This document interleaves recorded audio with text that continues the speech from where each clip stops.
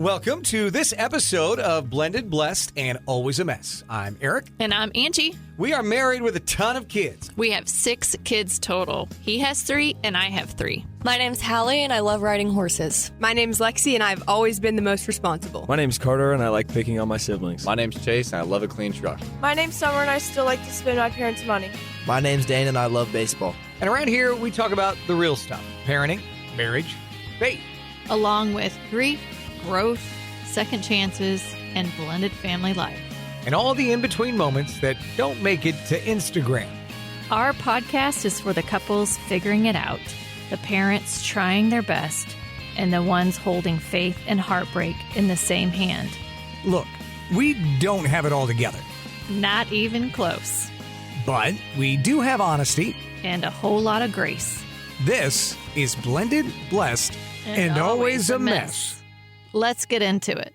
This episode is brought to you by Sevens Boutique, an online shop created by 2 sisters, Angie and Jess, who believe you should walk boldly, dress divinely, and know your significance. At Sevens, you'll find easygoing pieces that are cozy, classy, and made to mix and match. Think relaxed pants, cozy sweaters, and lifestyle sets you'll want to live in. Every item is handpicked with purpose, so you can shop confidently, dress comfortably, and walk boldly.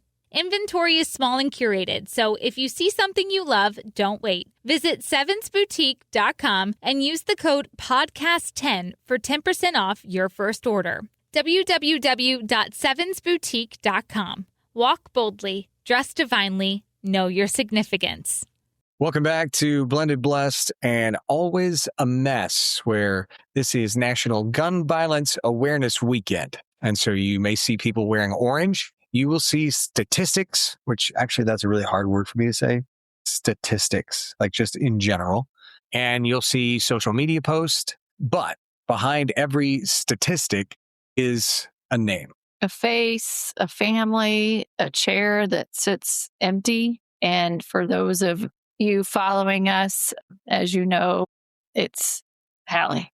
For those of you that are new to the podcast, and this is your first episode, we lost our daughter Hallie to gun violence. And the person responsible for her death was convicted of first-degree involuntary manslaughter. And the harsh reality is that Hallie should still be here.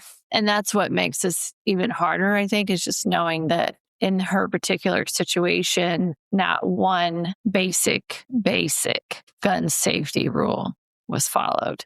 But today, we just want to raise awareness around gun safety, gun violence. So it's definitely not political, although you talk about guns and quickly I think it can get political, but it's just about responsibility. It's about awareness and probably asking ourselves of all the gun tragedies that you've heard in the news, how many could have been prevented if we just respected the power of a firearm?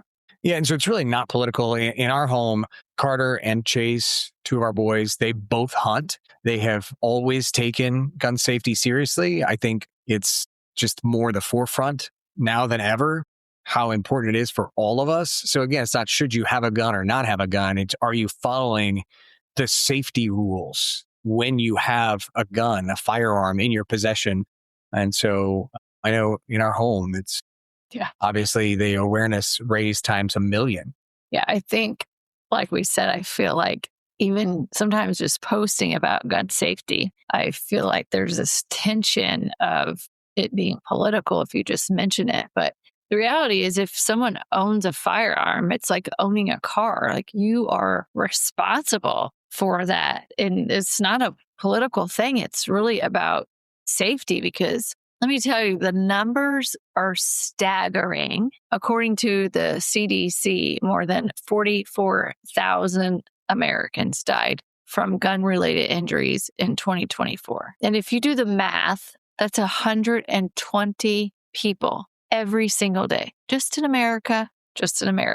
And so I think also when people think about guns and shootings, you sort of immediately go to mass shootings. But the reality is that gun violence touches communities in so many different ways, whether it's homicide, like for Hallie, or suicide or the accidental shooting or just general domestic violence that involves guns or negligent firearm storage where you thought you put the gun up, but you didn't lock the case and a kid gets in there. Every one of those scenarios, every one of those shootings leaves a family that is forever changed. Forever. There's no going back to anything that life you had, the person you were before one split second of a decision changes your life forever. It's a trickle down that affects every single person, that the person who died touched lives. So it's such a powerful thing that we have to touch on. And I think what's surprising is many people, they don't realize how much it actually affects the Midwest. If you are new to the show, we live in Columbia, Missouri, right? Pretty much smack dab in the middle of the United States. And when people think about gun violence, you're thinking like major cities. Maybe it's on the coast, New York, maybe it's Chicago, somewhere in Texas, like Houston. But the fact is, states throughout the Midwest experience significant firearm death rates. Again, CDC says Indiana, Kansas, Missouri, Arkansas, they face substantial firearm-related deaths each and every single year. And so when we think about the term homicide, we often picture something that happens to someone else's family. But the reality is gun homicide steals the lives of young people at just staggering rates. And I think, too, we've touched on this in previous podcasts. When you hear the word homicide, you often think murder. Homicide is defined as taking another person's life. And that could be intentionally or accidentally. That's what it's called. Hallie's death certificate says by homicide. When we got that, we were both just shocked, but that's what it is. I think the other thing to point out is that it actually, the age range of who is really impacted by homicide, firearm homicide, the most concentrated group of people is ages 10 to 24. And the homicide rates decline as people get older. So the people most at risk are often those that are just starting to build their lives. So that's also what makes this so freaking heartbreaking, is that when a young person is killed, like Hallie, it's not just that a life is lost. It's decades of birthdays, of career promotions, of college graduations, marriage, kiddos, grandkids, dreams, like ordinary Tuesday afternoons that never got to happen. Like so much of their life is stolen. Like the average life expectancy in America is 77 years. Hallie was 20. So 57 years of her life was robbed of decades. So when someone dies by gun homicide at 18, 20, 25, or 30, we're not talking about a life that's nearing its end. We're talking about 40 or 50, 60 years that were supposed to be lived. And I think that's one of the hardest lessons that I have learned, is that loving your child isn't enough to keep them safe. Raising them right isn't enough, because their safety depends on the choices of the people around them. People you trusted, people who you thought were being responsible, people who didn't care enough to follow the rules. And when they don't, it's families like ours that carry the consequences for the rest of our lives. Another part that's just really heartbreaking is that a lot of these tragedies are preventable. I mean, just like Hallie's, we're taught basic safety rules for almost everything in life. We buckle our seatbelts when we get in the car. We put babies in a car seat. We wear helmets on motorcycles. We lock medications away from our kids so that they can't get into medicines or poisons. And sometimes firearms are just treated casually, when firearms in reality demand your respect. I mean, they just do. And so the fundamental rules of owning a firearm are not complicated. We talked about this before. We will talk about it again. So important. But you have to treat every single gun like it's loaded every time. You never point a firearm at anything that you're not willing to destroy in the direction. You don't point it in the direction anywhere, right? Not even just a little off. Don't. Keep your finger off the trigger until you're ready to shoot. Know your target and what is beyond it. And then store firearms securely and responsibly. Simple doesn't mean optional. Simple is what saves lives. Follow the rules, save people's lives. I think, gosh, there's so much that is just pure tragedy in all of this. And I think that's the hardest part for families who have lost someone, is that tragedy could have been completely avoidable. Like, that's so hard to wrestle with. I mean, I still do. Like, I think whenever you go through something so traumatic, so life-changing, so hard to even comprehend, because it was a stupid, ignorant decision and completely avoidable. Like, sometimes I still can't wrap my brain around, like, she should be here, but someone shot her in her face. Like, I know that sounds so like raw and real, and it's hard to even say it out loud sometimes, but like, that's the reality. Like, that's what goes through my head all the time, is replaying what happened to Hallie when it was so avoidable. And I think we talk about this, and not to just be doom and gloom on the podcast, but just raising awareness to ask our listeners to start a conversation. Like, you may not even know your kids are around guns. Like, maybe you don't have guns in your home, but they're hanging out at Joey's house and they have guns, but their guns aren't put up. I mean, you just don't know. So you have to make sure that you're having conversations with your kids, especially in the Midwest, because everybody loves their guns. They love the right to carry. They love the freedom, all of that stuff. But have the conversations with your kids. Review those very simple, very basic rules around gun safety. Take a firearm safety course, even if you don't carry a weapon or you don't shoot. I think that it is definitely something that there should be an awareness and a safety course, because you never know what situation you might find yourself in.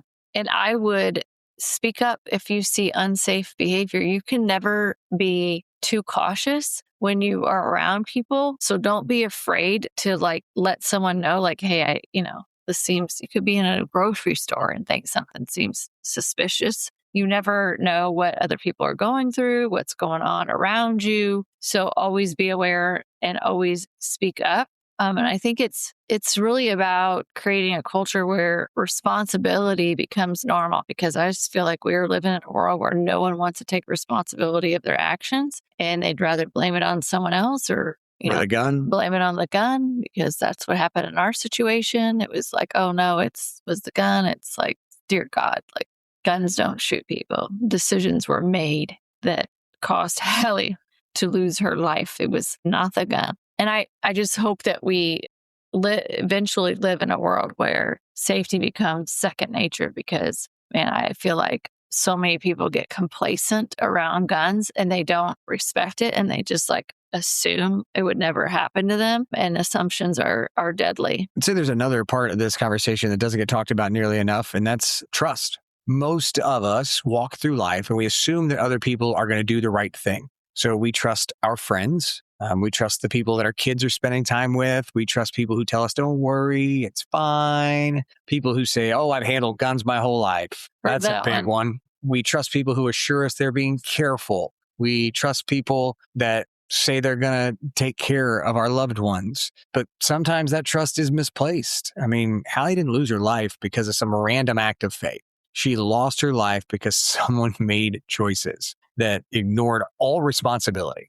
Choices that ignored every bit of safety, choices that ignored the fact that every firearm carries the power to permanently alter lives and take lives. And the hardest truth that we've had to learn about this whole thing is that you can care deeply about safety, you can teach responsibility, you can make wise decisions, but you cannot make someone else care. You can't make someone else do the right thing, and you can't make them respect the consequences. You can't make somebody else protect your own child the way that you would. And then families like ours end up paying the price at the end of the day. I think another thing to dive into on this topic is that one of the most frustrating things to me around this conversation, especially around homicide, is that the conversation focuses around intent. People will say, well, did they mean to? Or was it an accident? Or, well, what were they thinking? But from our perspective, those questions don't change the outcome.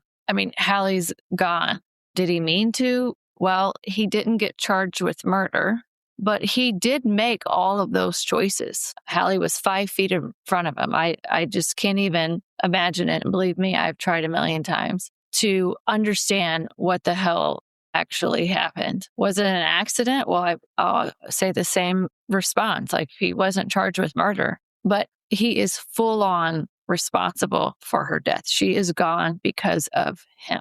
And there is absolutely nothing that will change that decision. And we talk about this with our kids all the time, like driving a car. Like, you are responsible.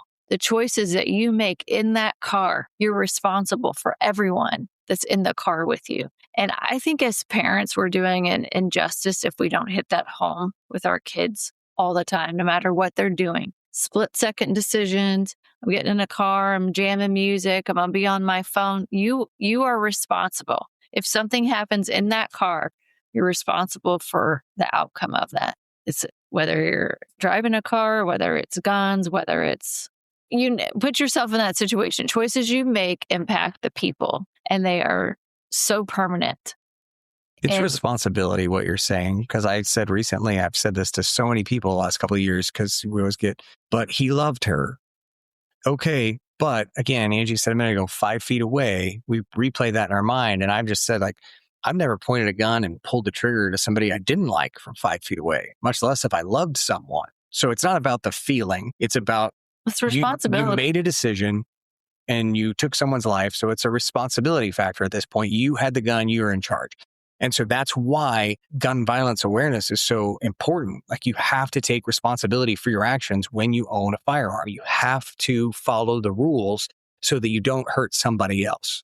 Yeah, I think if there's one thing I wish every parent, every friend, every gun owner, every young person really understood, is that you never assume someone else is taking safety seriously. And I think that that was the mistake in this whole situation, is that Hallie assumed that he was taking her safety seriously. And that was cost her life. And you should never assume that someone else has checked it. You should never assume that someone else is really being responsible. And I would ask the hard questions. Like I said, speak up when something feels wrong. Walk away from situations that don't feel safe, because trust is valuable. Accountability saves lives. And I just think we all get in this motion of thinking that it will never happen to me. It will never happen to me. I mean, we thought the same thing.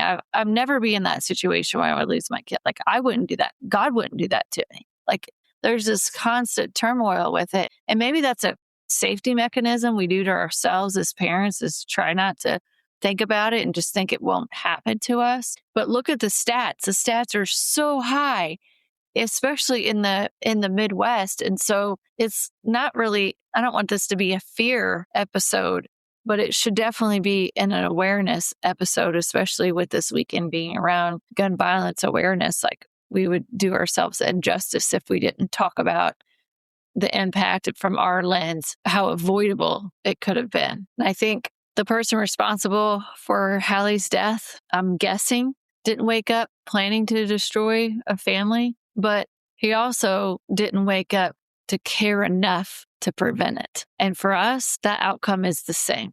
It's the same outcome, whether he woke up thinking that or he didn't care enough to prevent it. It's the same outcome. And I think the most dangerous words in gun safety are often like, it's okay, I got it.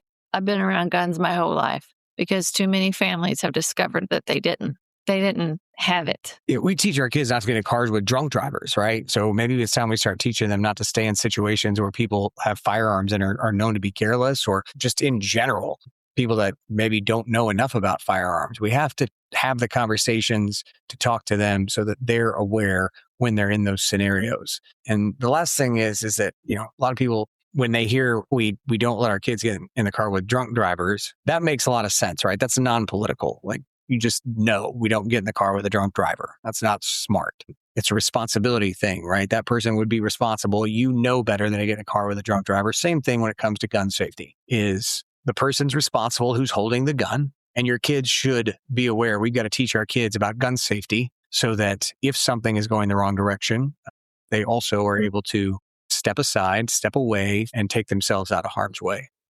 So not a super long episode today, but a very important episode, one that has completely changed our lives. One that for some of you listening, it's probably changed your lives, that just one split-second decision can alter the world for entire families. And so hopefully, again, we'll be posting the rules of gun safety. We've done it before. We'll be doing it again.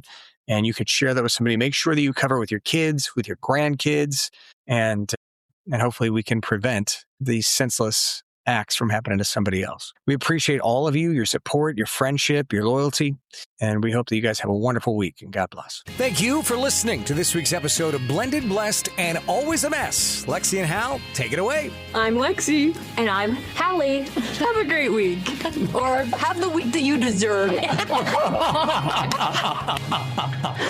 was perfect. God bless.